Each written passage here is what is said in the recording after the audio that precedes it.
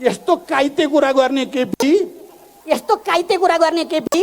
यो आक्रोश आवेग र पीडालाई बुझ्नु भएन भने म तपाईलाई चुनौती दिन्छु। हेर्नु होला केही दिनपछि सिंहदरबार घेर्न र बालुवाटार घेर्न लाखौं लाख जनता आउनेछ। अझ ठुलो उपस्थितिको साथ तपाईको प्रतिगमन, तपाईको निरङ्कुशता, तपाईको लोकतन्त्रको हत्या गर्ने अपराधी चरित्र नेपाली जनताले बुझिसकेको छ। यस्तो काइते कुरा गर्ने केपी, यस्तो काइते कुरा गर्ने केपी गरेर धम्क्याउनु भएछ र निर्वाचन आयोग चाहिँ अलिकति आयोगका कोही कोही मान्छे खोइ के हो अहिले नभन्नु होइन भन्यो भने फेरि बिग्रिने हो कि। तर लक्षण निर्वाचन आयोगले गतिलो देखाएको चाहिँ छैन है। निर्वाचन आयोग 70% केन्द्रीय समिति एकातिर हुँदा हुँदै हामीले सुरुमै गएर भने हो हामी हो है केन्द्रीय समिति, हामी हो पार्टी। 30 दिन के 10 दिन पनि पुगेका थिएन हामी जाँदा। नेपालका सबै राम्रा दिमागहरू हाम्रो साथमा छन्। नराम्रा दिमागहरू म एक दुईजनाको नाम लिन चाहन्थे, अहिले लिन्न। कति नराम्रा दिमाग लोकतन्त्र र संविधानको पक्षमा लड्नेलाई चिडियाखानामा लाने भन्ने दिमागहरू बुझ्नुभयो नि। केपी ओलीको ठगी धन्दाले बिहान बोलाएर वामदेवलाई प्रधानमन्त्री, दिउँसो बोलाएर माधवलाई प्रधानमन्त्री, बेलुका बोलाएर प्रचण्डलाई प्रधानमन्त्री दिने उनको नाटकको पर्दाफास भइसक्यो। फटाहरूले कुर्सीको लागि भनिदिन्छन् अनि कहिलेकाहीँ तपाईँहरूको दिमाग पनि खै कुर्सीको लागि गरे हुन् कि भन्ने पर्दो हो। होइन, चाहिए छैन कुर्सी। हामीलाई यो राष्ट्रको हित चाहिएको छ, यसको प्रतिष्ठा चाहिएको छ, जनताको हित चाहिएको छ, जनताको मुक्ति चाहिएको छ। यो संविधानमा जति व्यवस्था छ त्यो अनुसार कार्यान्वयन चाहिएको छ।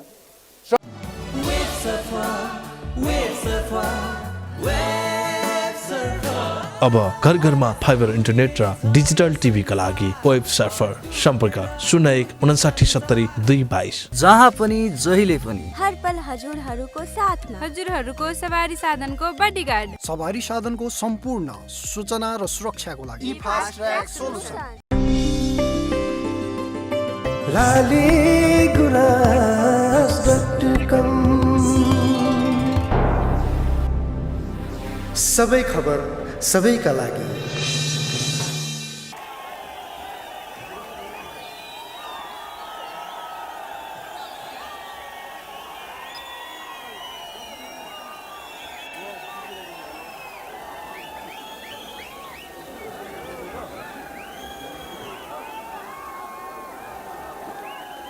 कमरेडहरू र आदरणीय जनसमुदाय, सबभन्दा पहिला म तपाईहरुलाई सलाम गर्न चाहन्छु। लाल सलाम। यो विशाल विरोध सभाका सभाध्यक्ष कमरेड,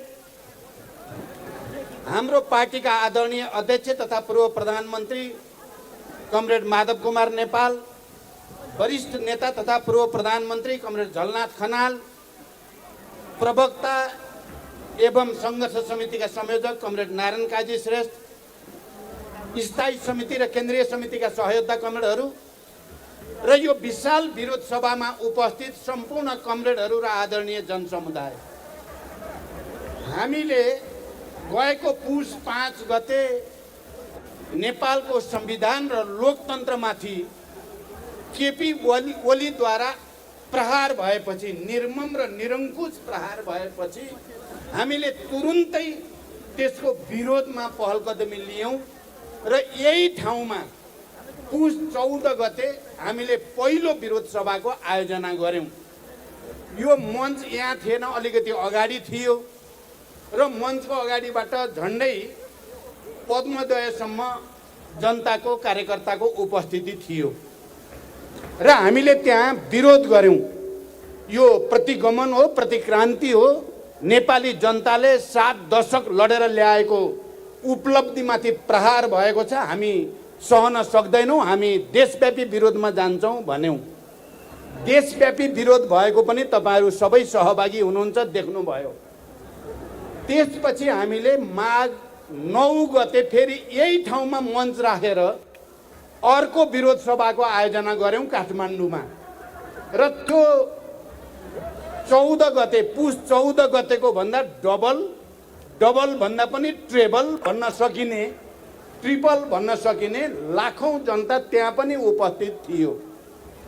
आज हामीले माघ 28 गते फेरि एकचोटि यही ठाउँमा विरोध सभाको आयोजना गऱ्यौँ र त्यो 14 को र 9 गतेको भन्दा माघ 9 गतेको भन्दा यो सभामा मलाई आएको सूचना, यो मेरो अनुमान चाहिँ होइन, मलाई यहाँ बस्दा बस्दै एसएमएस गरेर केही साथीहरूले गरेको, अहिले 5 लाख मान्छे छन् भन्ने सबैले अनुमान गरेका छन् भन्नुभयो।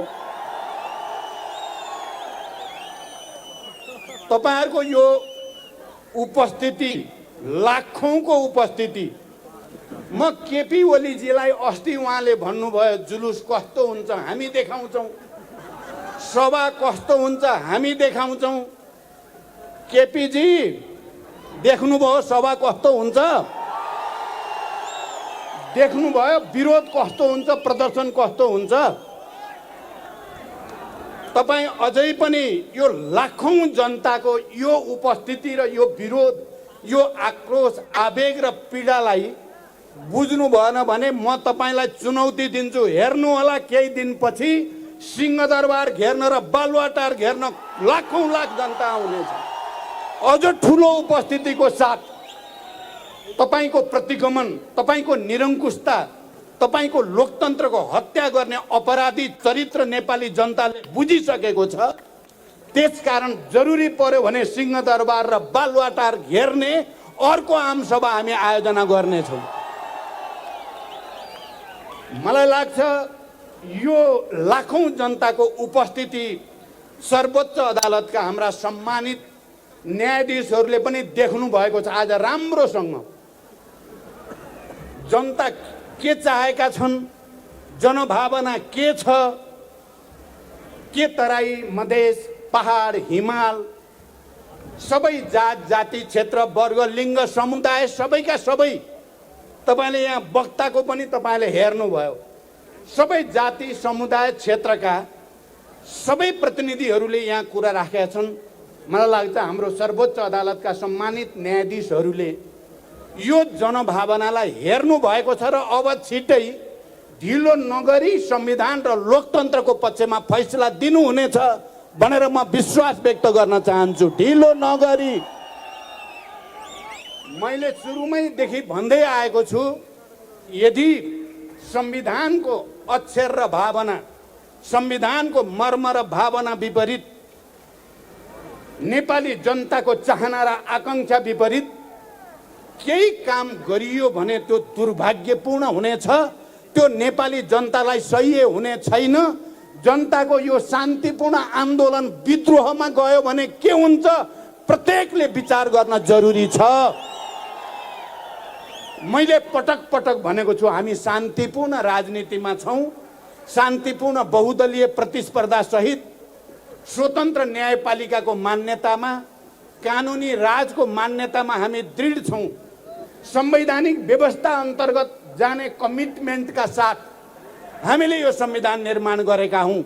यो संविधान निर्माण गर्दा हामीले 2004 सालमा राणाहरूले बनाएको संविधानदेखि त्यसपछिका तमाम संविधानहरूको अनुभवबाट शिक्षा लिएर नेपालको लागि कस्तो संविधान बनायो भने राजनैतिक स्थायित्व र विकास, समृद्धि, सबै जनताको हित हुन्छ भन्ने कुरालाई विचार गरेर बनाइएको संविधान हो। त्यसकारण आजको यो उपस्थितिले पक्कै पनि हाम्रो सम्मानित अदालतलाई सहज भएको छ संविधानको पक्षमा, लोकतन्त्रको पक्षमा, गणतन्त्रको पक्षमा फैसला गर्न भन्ने म ठान्दछु। त्यसो भएन भने आँधी आउँछ, हुरी चल्छ, कसैले थाम्न सक्दैन नेपालमा। मलाई थाहा छ हामीले हिजो एउटा सानो समूहले विद्रोह गर्दा देशमा के भयो।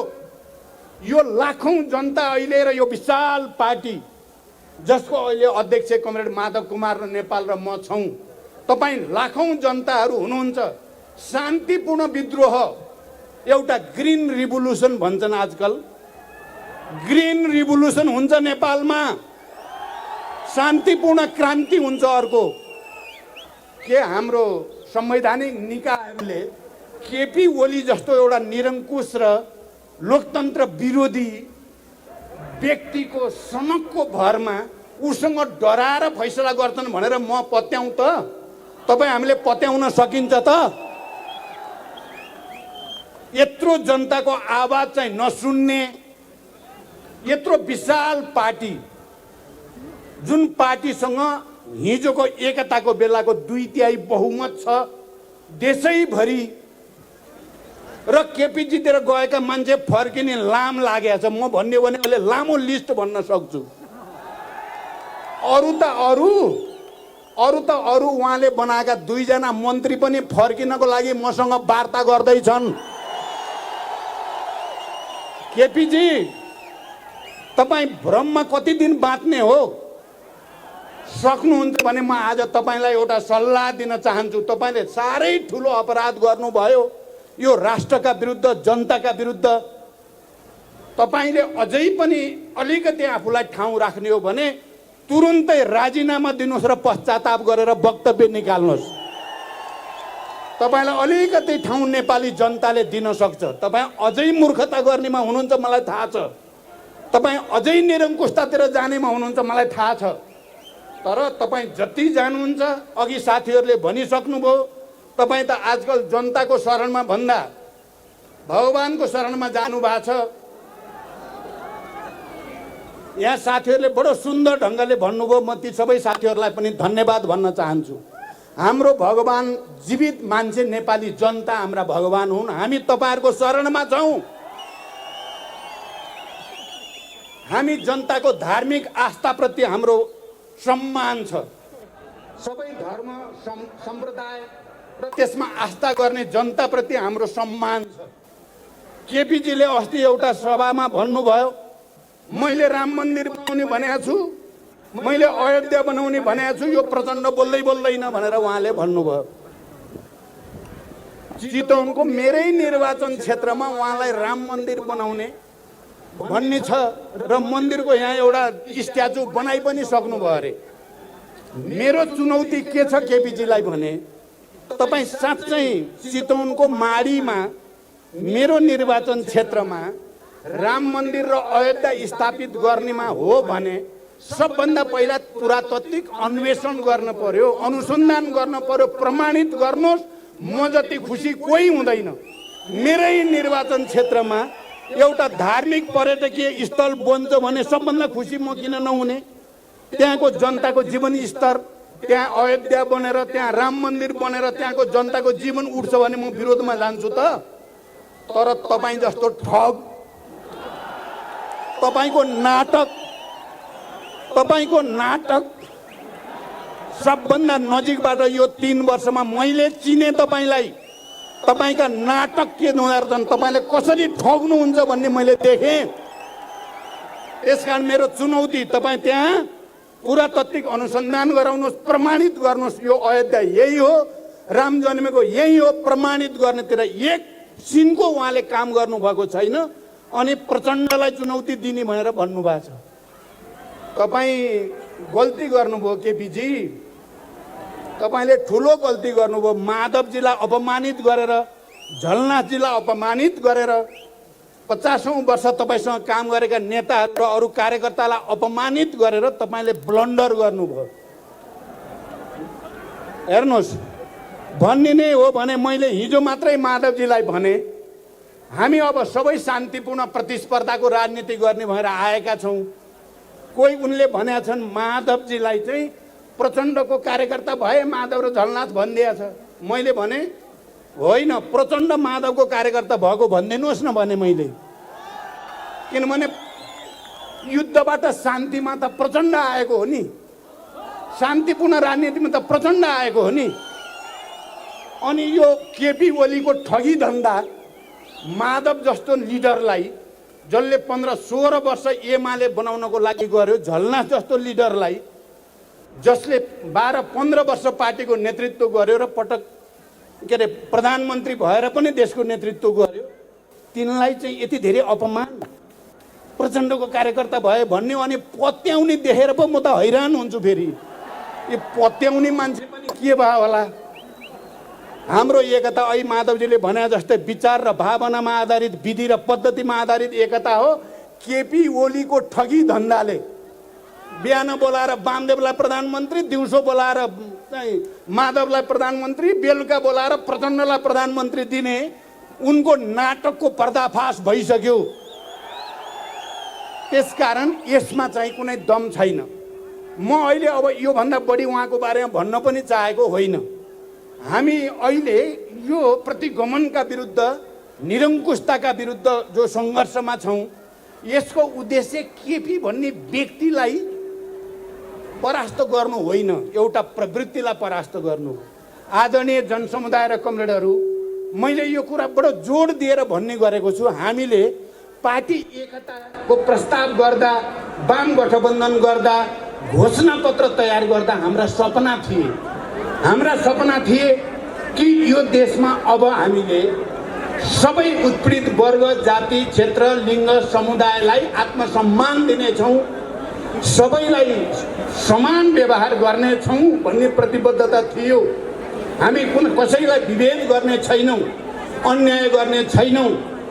हामीले वृद्ध वृद्धालाई आश्रम बनाएर उनीहरूको जीवन सुखमय बनाउने छौँ, उनीहरूलाई 5,000 सम्म मासिक भत्ता दिनेछौँ भनेर लेखेका थियौँ।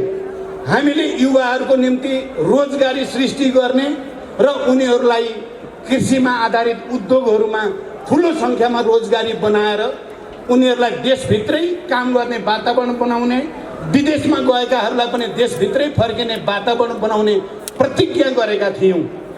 हामीले सामाजिक न्यायसहित आर्थिक समृद्धिको निजी क्षेत्र, सार्वजनिक क्षेत्र र सहकारी क्षेत्रको समन्वयबाट तल गाउँदेखि प्रदेश हुँदै केन्द्रसम्म पनि विकासको एउटा नयाँ समाजवादी मोडेल तयार गर्नेछौँ।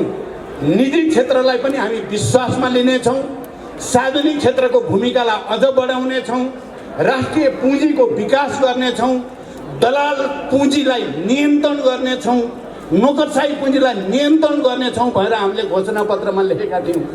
हामी कृषिमा आधुनिकीकरण गर्नेछौँ, कृषिमा क्रान्ति ल्याउनेछौँ, उत्पादन वृद्धि गर्नेछौँ, वैज्ञानिक कृषि प्रणाली लागू गर्नेछौँ अनि व्यवसायीकरण गर्नेछौँ र किसानहरूको जीवनमा एउटा नयाँ खुसियाली, एउटा नयाँ विकासको समृद्धिको लहर ल्याउनेछौँ भनेर भनेका थियौँ। हामीले यो देशमा अति भयो भ्रष्टाचार, हामी भ्रष्टाचारलाई नियन्त्रण गर्नेछौँ, सुशासन दिनेछौँ र पारदर्शी तरिकाले शासन चलाउनेछौँ भनेका थियौँ हामीले।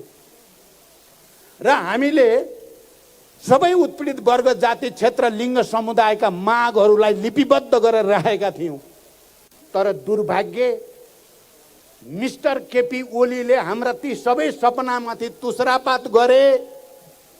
अब म के भन्छु भने लामो व्याख्या गर्ने समय भएन। हेर्नुहोस्, तुसरापात गरे, केपीसँग गुत्थम गुत्था लड्छौँ भन्दा तिनको धुलो मैलो हामी पनि अलिअलि सर्यौँ। त्यसकारण हामीले यो आन्दोलन गर्दा के भनेका छौँ, केपीबाट अलिअलि सरेको धुलो मैलो पनि सफा गर्दैछौँ। हामी समीक्षा गर्दैछौँ, हामी कहाँ चुक्यौँ, हामी त्यसको पनि समीक्षा गरेर अगाडि जान चाहेका छौँ।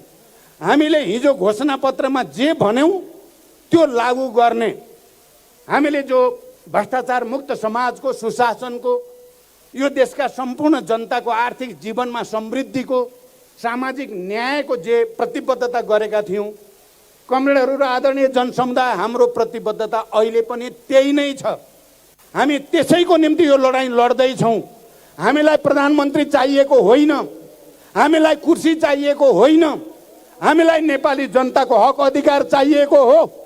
हजारौँ शहीदहरूको रगत, हजारौँ घाइते अपाङ्गहरूको पीडा चित्कार, हजारौँ बेपत्ता योद्धाहरूको बलिदान र अनि जनताको अगाडि हामीले बाँडेका प्रतिबद्धताहरू चाहिँ जसरी छताछुल्ल पार्ने काम केपी ओलीद्वारा भयो, त्यसलाई सच्याउनको निम्ति यो लडाइँ हो। यो केपी व्यक्तिका विरुद्धको लडाइँ होइन, यो समाजलाई, राष्ट्रलाई हाम्रो अन्तर्राष्ट्रिय छविलाई पनि एउटा नयाँ उचाइमा उठाउने हाम्रो प्रतिबद्धता हो।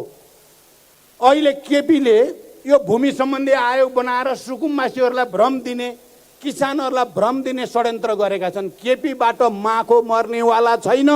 हामी दिन्छौँ सुकुम्बासीलाई जमिन। हेर्नु होला, यो आन्दोलनले दिन्छ अब सुकुम्बासीको समस्या, यसले समाधान गर्छ। यही आन्दोलनको लिडरसिपले समाधान गर्छ। प्रतिगमन सच्याएपछि हेर्नु होला हामी, किनभने नेतृत्व भनेको धेरै ठुलो कुरा हुँदो रहेछ। गलत मान्छेको हातमा नेतृत्व गयो भने देश बर्बाद हुँदो रहेछ।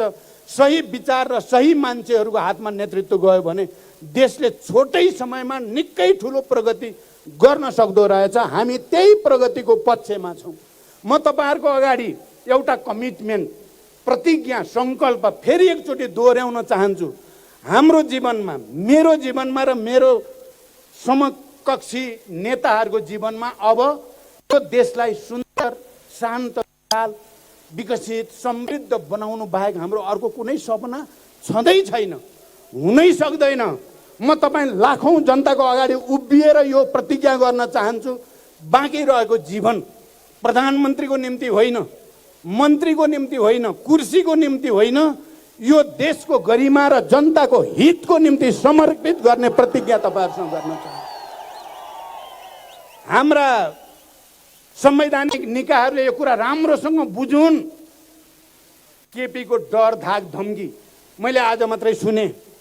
निर्वाचन आयोगलाई हिजो गएर खबरदार तिमीहरूले यो 30 दिन कट्यो, काइते कुरा, यस्तो काइते कुरा गर्ने केपी गरेर धम्क्याउनु भएछ। र निर्वाचन आयोग चाहिँ अलिकति आएका कोही कोही मान्छे खोइ के हो अहिले नभन्नु होइन,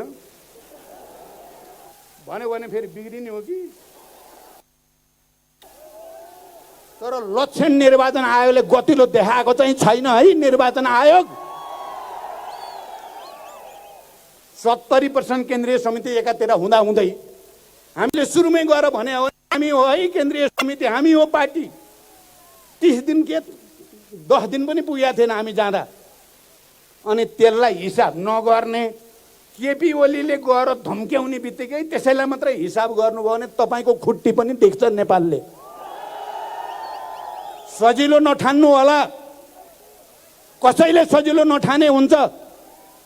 नेपाली जनतालाई हेप्ने गल्ती कसैले नगरे हुन्छ।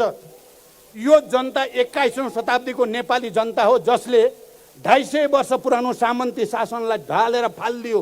त्यो जनता हो यो। यी नेताहरू तिनै नेता हुन्, केपी ओली होइन। 250 वर्ष पुरानो सामन्ती शासन फाल्ने केपी ओली होइन, माधव नेपाल, प्रचण्ड, झलनाथ लगायतको यो नेताको टिम हो। यो सत्य कुरा हो, यही हो टिम। खेला चाहिँ कसैले नठाने हुन्छ। संवैधानिक निकायमा पुगेका मान्छेले खेलाची ठानिदिए भने देशले दुःख पाउँछ, जनताले दुःख पाउँछन्। जनतालाई र देशलाई दुःख दिने गल्ती कसैले गर्न हुँदैन। आज यो लाखौं जनताको यो आवाजलाई सबैले, मलाई त विश्वास छ, फेरि हुन त मैले बोल्दाखेरि अपमान भयो पनि मैले कहिले अपमान गरेको छैन। अदालतप्रति भरोसा छ भनेको छु, आज पनि भनेको छु, छिटो गरिदेऊ भनेको छु। बरु गर्ने त्यही हो, छिटो गर। निर्वाचन आयोग खुट्टा नकमाऊ, काइते कुराको पछि नलाग मात्रै भने हो हामीले। ठगी धन्दाको पछि लाग्ने, निरङ्कुशताको पछि लाग्ने, लोकतन्त्र मास्न खोज्ने, 70 वर्ष लडेर नेपाली जनताले ल्याएको लोकतन्त्रको घात गर्न खोज्ने र अझ उसैले धम्की दिने, अनि जनताले सहन्छ। त्यसो भएर आदरणीय जनसमुदाय, तपाईँहरू अब धेरै बेर पनि भयो, आज कुराहरू पनि हामीले धेरै सुनायौँ पनि। हाम्रो सपना पनि मैले भने एउटा समृद्ध नेपाल, सुखी नेपाली भनेर जे भन्न खोजेको झलनाथजीले बनाउनु भएको नारा रहेछ त्यो हामी सबैको सपना हो त्यो। र मलाई खुसी छ अहिले युवाहरू पनि यो आन्दोलनमा जसरी जोडिनु भएको छ र युवाहरूको निम्ति हामीले केही गर्ने सङ्कल्प, हामी बुढाहरू, बुढै त भन्न अलि मिल्दैन कि, पनि जे सङ्कल्प लिएका छौँ हामीलाई चाहिएको छैन। तपाईँहरू ढुक्क हुनुहोस्। फटाहरूले कुर्सीको लागि भनिदिन्छन्, अनि कहिलेकाहीँ तपाईँहरूको दिमाग पनि खै कुर्सीको लागि गरे हुन् कि भन्ने पर्दो हो, होइन। चाहिएको छैन कुर्सी, हामीलाई यो राष्ट्रको हित चाहिएको छ, यसको प्रतिष्ठा चाहिएको छ, जनताको हित चाहिएको छ, जनताको मुक्ति चाहिएको छ। यो संविधानमा जति व्यवस्था छ त्यो अनुसार कार्यान्वयन चाहिएको छ। संघीयता, समावेशिता, समानुपातिकताको ठिक ढङ्गको कार्यान्वयन चाहिएको छ। महिलाहरूलाई 33% को व्यवस्था गरिएको छ। हाम्रो लक्ष्य त 85% होस् भन्ने छ हाम्रो लक्ष्य। त्यहाँसम्म जान हामीले चाहेका छौँ, अरूले चाहेका होइन, हामीले चाहेको हो यो कुरा। यो देशका मधेसी, आदिवासी, जनजाति, दलित, महिला, मुस्लिम, सबै शेर्पा, सबै कम्युनिटीलाई सम्मान चाहिन्छ भनेर लडाइँ हामीले लडे हो।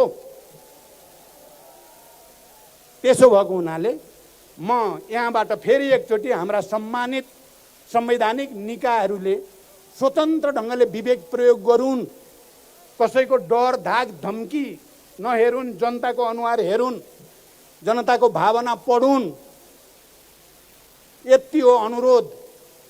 र केपीजीलाई चाहिँ के हो भने अर्को पटक फेरि 10 लाख जनता लिएर बालुवाटार र सिंहदरबार घेर्न आउन नपरोस्। धेरै धेरै धन्यवाद आदरणीय जनसमुदाय र कमरेडहरू। यो लडाईँ हामीले जित्नै पर्छ, हामीले जित्छौँ, नजितेसम्म हुँदैन। केपी को चुनावी नौटङ्की हुनेवाला छैन, त्यसको भ्रममा कोही नपरौँ। र अन्तिममा म के भन्छु भने लोकतान्त्रिक आन्दोलनको नेताको छवि बनाएको नेपाली कांग्रेस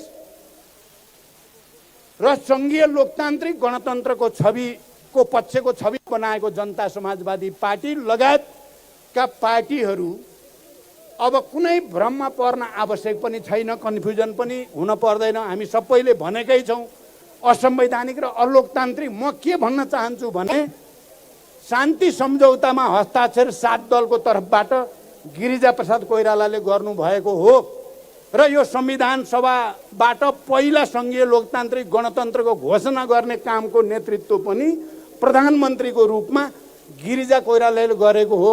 नेपाली कांग्रेसका सबै नेता कार्यकर्ताले सम्झिनु भएकै होला नि यो कुरा।